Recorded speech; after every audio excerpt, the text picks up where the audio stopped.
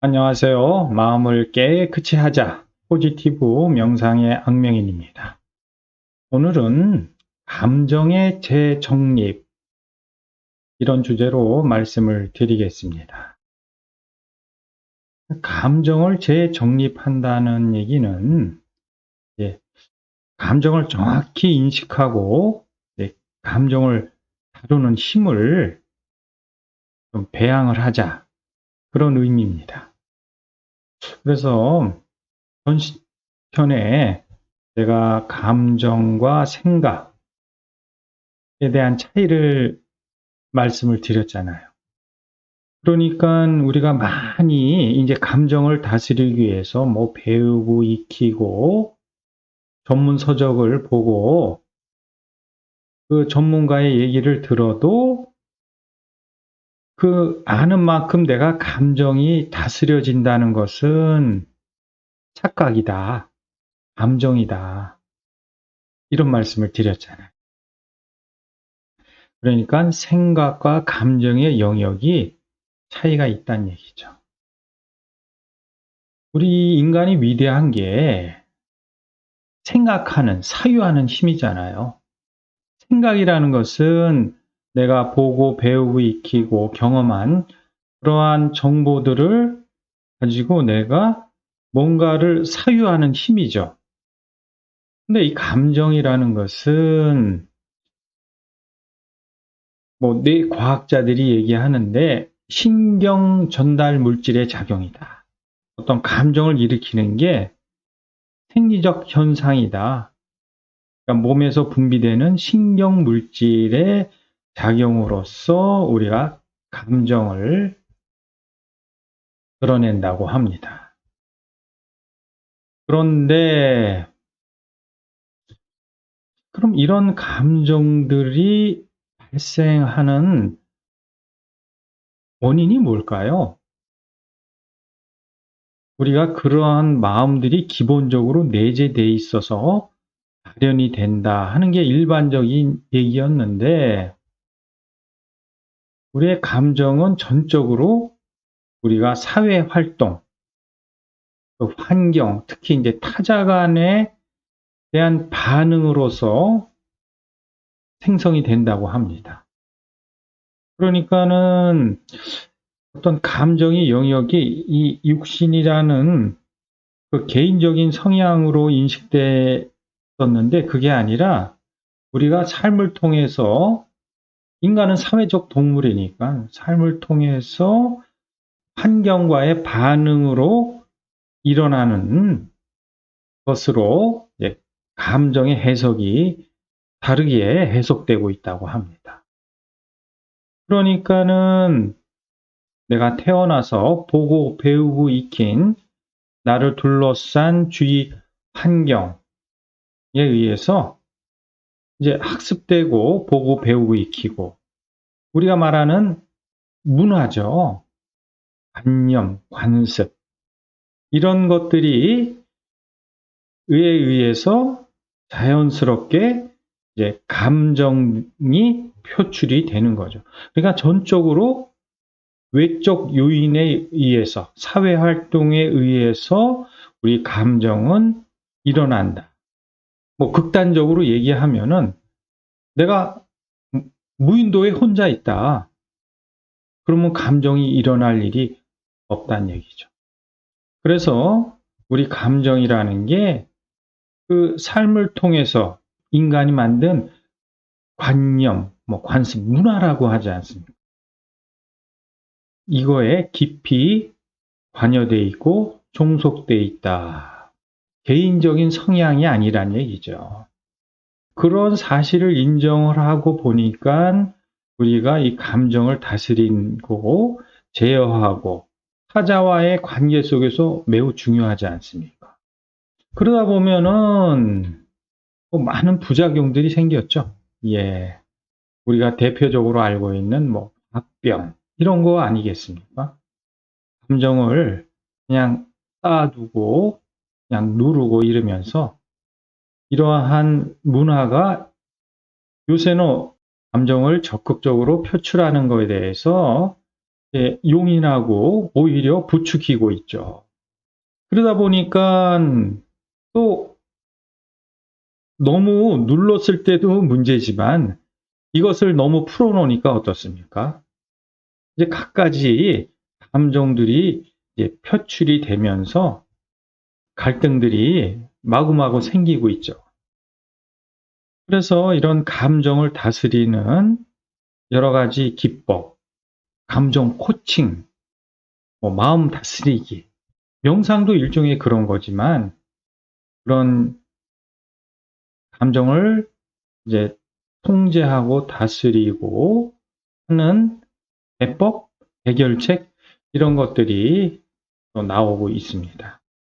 이 감정이라는 게 개별적인 성향이 아니라 어떤 집단의 무의식이라고 그럴까? 고정된 관념, 관습으로 아주 크게 결속이 돼 있죠.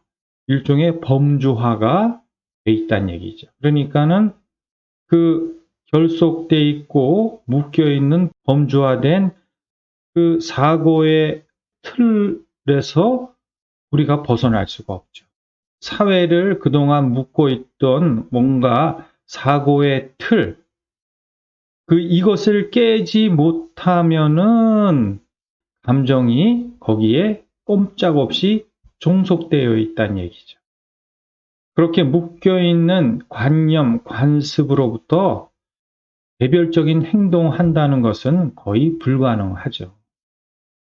그래서 우리가 아는 만큼 인식하고 자각한다고 하지 않습니까? 우리가 행동하고 생각하고 뭔가 세상을 보는 관점은 내가 알고 있는 그 범주 내외 것은 알 수가 없죠. 근데 이러한 문제점을 파악하고 나면은 이거를 어떻게 해결할 것인가? 그러니까 기존에 갇혀 있는 범주로서는 우리가 감정을 통제하고 조절하기가 어렵다는 얘기죠. 그러니까 새로운 생각의 틀이 기존의 관념을 부수든가 타파하든가 이것을 확장을 해야겠죠. 이런 문제점들이 계속 우리를 어때요? 우리를 지금 힘들게 하고 있잖아요. 그러니까 해결하기 위해서 대표적인 게 인문학 아니겠습니까? 근데 저는 이제 명상가로서 우리가 이 물질주의, 자본주의 시대에를 묻고 있는 이런 의식의 틀 내에서만 계속 자리 이동하는 것 같다. 자리 이동한다는 얘기는 그 틀 안에서 계속 얘기한다는 얘기죠.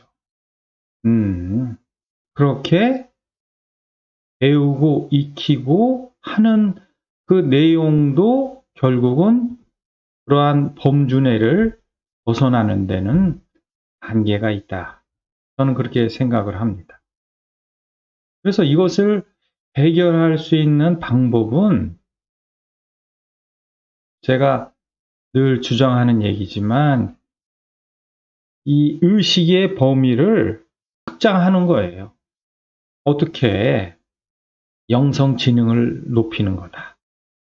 그러니까 본래부터 존재하는 근본의 존재를 인식하는 것이 이 의식이 확대가 되는 거고 우리를 묶고 있는 그 무의식, 집단 무의식의 어떤 범주를 깨고 벗어나는 거죠. 가장 좋은 해결책이 명상이다. 명상이라는 것은 나와 세상과의 관계를 다르게 하는 거죠.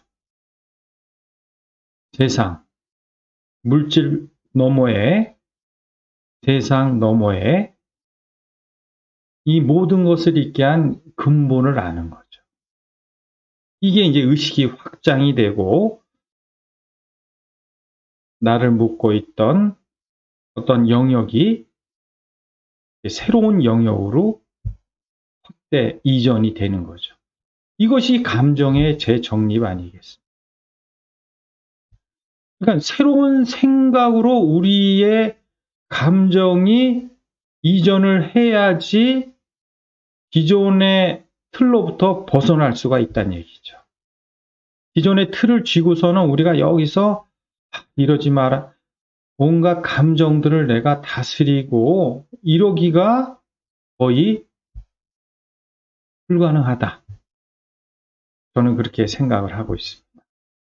그래서 마무리하면은 지금 이 세상에 만연해 있는 문제점들, 뭐 빈부의 격차라든가 어떤 차별, 성차별, 인종, 거기에 따르는 뭐 혐오나 대립, 갈등, 그리고 기후변화를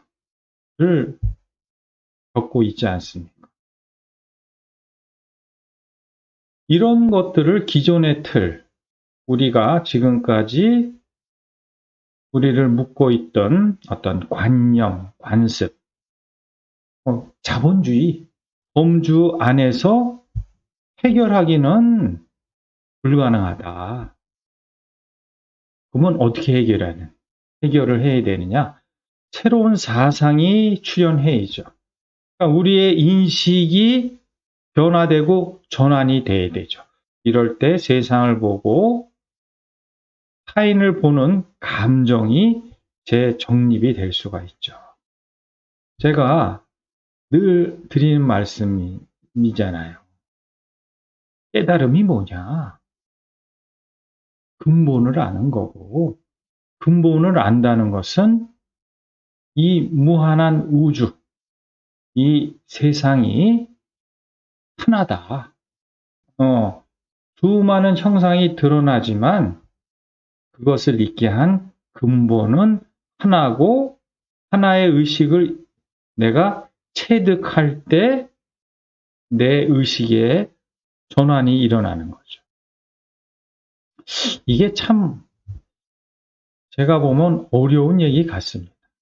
차라리 뭐 배우고 익히고 이래서 의식이 전환이 되면은 좋은데, 글쎄요. 이게 배우고 익히는 거하고는 뭔가 차원이 틀린 영역이니까 내가 그 존재를 마음에서 확인해야지 믿음이 생깁니다. 그래서 믿음과 확신은 명상을 통해서 가능하죠. 명상이 강력한 해결책이다.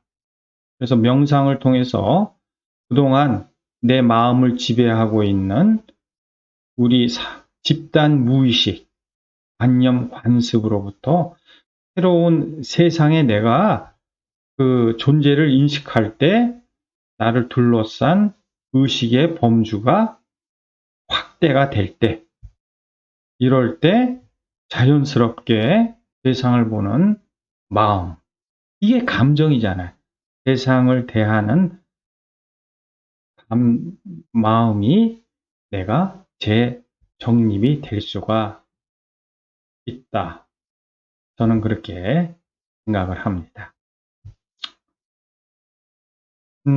이 이야기가 도움이 됐으면 하는 바람으로 오늘 강의는 마치겠습니다.